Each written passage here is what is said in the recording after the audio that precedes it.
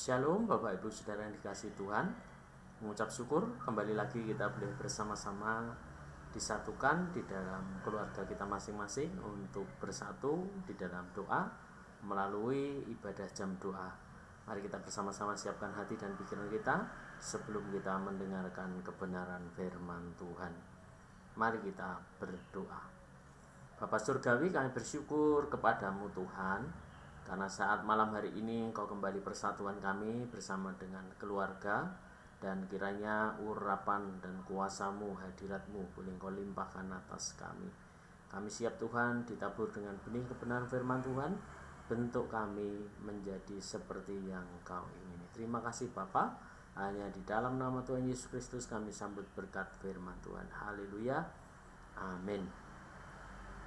Bapak Ibu Saudara yang dikasihi Tuhan, pada malam hari ini kita akan bersama-sama membuka hati dan pikiran kita untuk mendengarkan janji Tuhan, kekuatan yang Tuhan sudah sediakan kepada kita, yang seringkali kita merasa lemah, seringkali kita merasa kalah dengan segala keadaan ini, seringkali kita juga putus harapan, seringkali kita juga mengalami keadaan-keadaan yang seakan-akan buntu.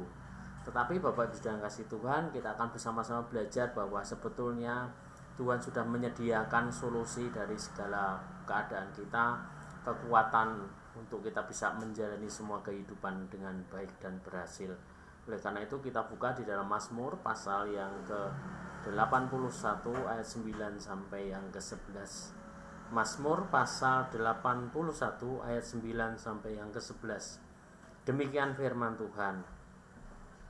Dengarlah hai umatku, aku hendak memberi peringatan kepadamu.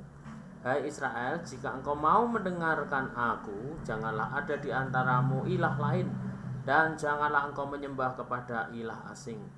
Akulah Tuhan Allahmu yang menuntun engkau keluar dari tanah Mesir.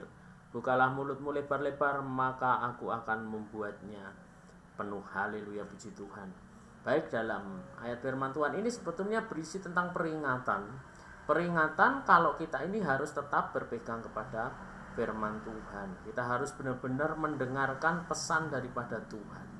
Nah, dari hari ini saya berikan judul Hidup dalam Kemenangan. Bagaimana kita bisa hidup dalam kemenangan dalam segala situasi, dalam segala keadaan. Mungkin kita sedang terdesak, mungkin kita sedang terpojok, tidak bisa berbuat apa-apa, tetapi yakinlah bahwa Tuhan memberikan kemenangan.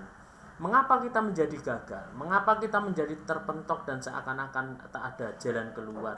Mengapa juga keadaan-keadaan seakan-akan tidak berpihak kepada kita?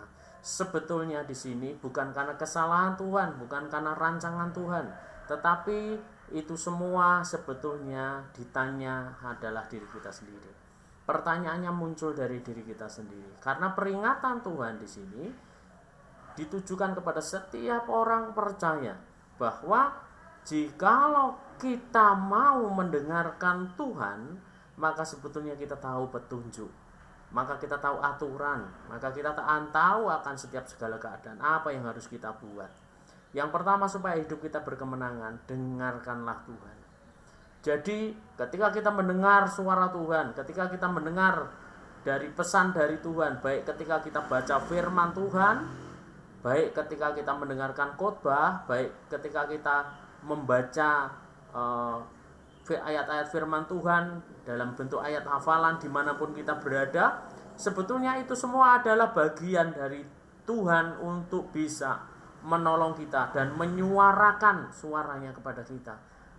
Tetapi seringkali kita merasa tidak mendengar atau merasa hal yang biasa. Padahal ketika kita memperhatikan bagian yang paling sederhana, bagian yang paling kecil saja dari semua perkataan Tuhan, itu akan mendatangkan berkat yang luar biasa. Perhatikanlah setiap firman Tuhan, maka engkau akan tahu petunjuknya. Perhatikanlah setiap firman Tuhan dan lakukanlah. Jangan engkau membangkang, jangan engkau banyak alasan, jangan engkau membela keadaanmu sendiri dengan berbagai alasan untuk tidak melakukan kehendak Tuhan. Karena hal itu akan menjadi kekalahan kita dalam hidup ini. Oleh karena itu, yang pertama tadi sudah saya sampaikan, yaitu harus mendengarkan suara Tuhan.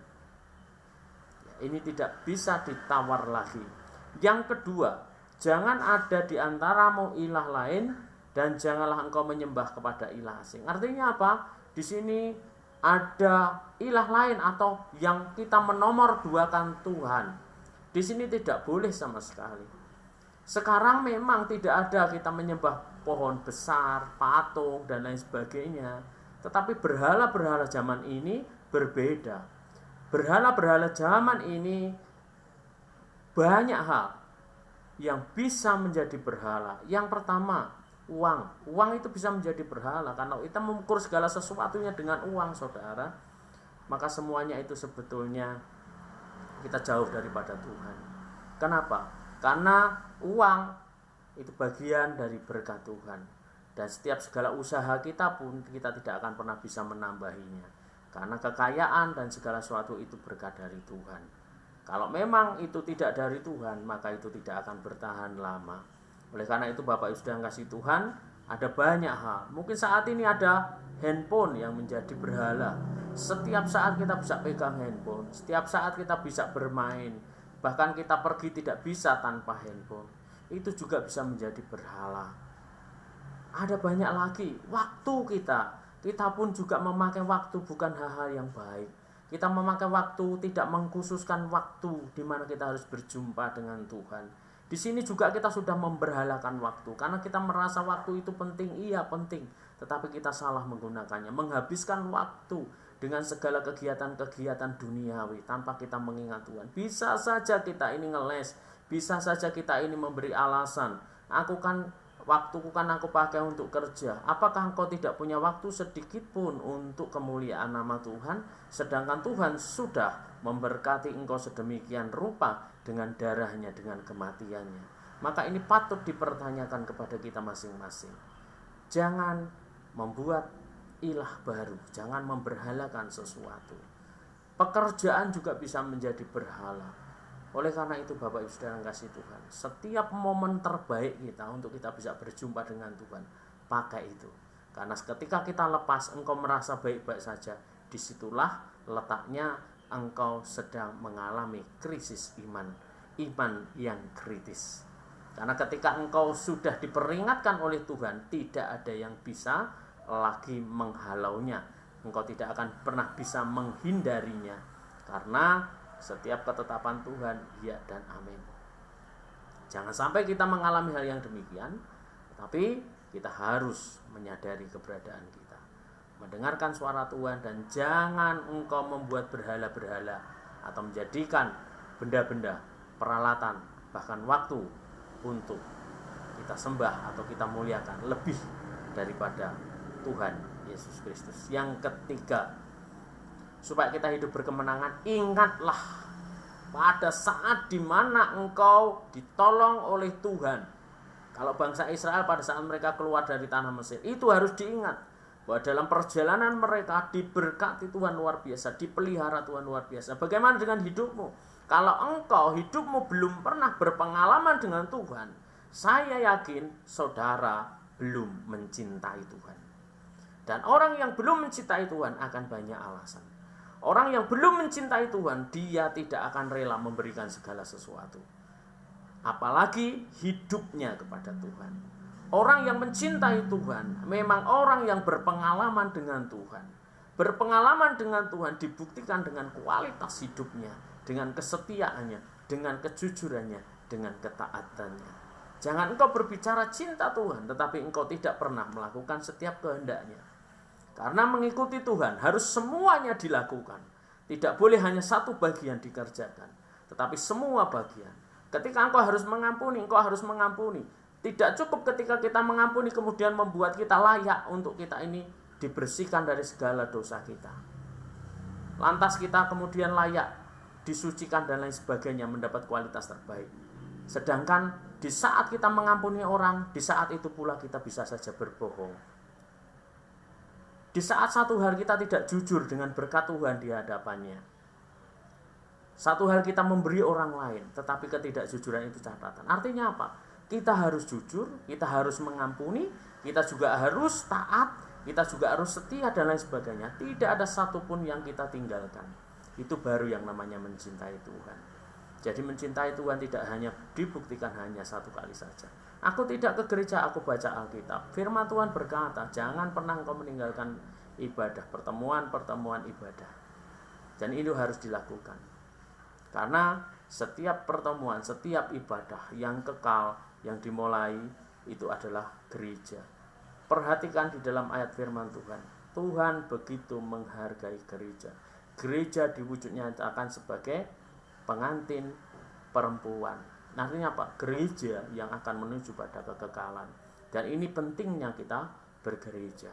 Jangan pernah kita melupakan hal itu. Selain bergereja, kita juga harus baca firman Tuhan pribadi. Kita harus berdoa, kita harus mengasihi orang lain, kita harus berbagi. Ada banyak standar-standar rohani yang harus kita lakukan. Itu bukti mencintai Tuhan. Kerjakanlah bagianmu kalau engkau ingin hidup berkemenangan. Dan sukacita surgawi akan tetap saudara miliki. Karena Tuhan tidak pernah lupa akan janjinya. Ingatlah, ada 3 poin belajar kita pada malam hari ini, yaitu kita tidak boleh melupakan firman Tuhan, atau dengarkanlah suara Tuhan atau firman Tuhan. Yang kedua, janganlah engkau membuat berhala-berhala di zaman ini dan lebih mengutamakannya daripada Tuhan Yesus. Yang ketiga, jelas sekali, ingatlah akan setiap perkara-perkara ajaib yang Tuhan kerjakan. Atau dengan kata sederhananya, berpengalamanlah dengan Tuhan, maka engkau akan mengingat, maka engkau akan mengerti setiap rancangan Tuhan terbaik. Amin, haleluya. Mari kita berdoa.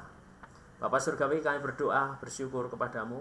Kami yakin dan percaya bahwa firman Tuhan ini memberikan kekuatan kepada kami untuk kami semakin yakin dan kami semakin setia untuk kami berdoa, berserah kepada Engkau.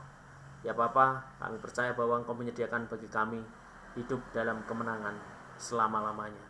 Oleh karena itu Tuhan, jadikan kami pribadi yang taat, yang patuh dan jujur sepenuhnya kepada Engkau.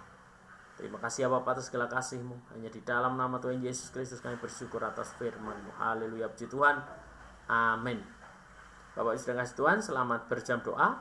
Tuhan Yesus memberkati kita semua dan Tuhan mendengarkan setiap doa kita. Tuhan Yesus memberkati. Haleluya. Amin.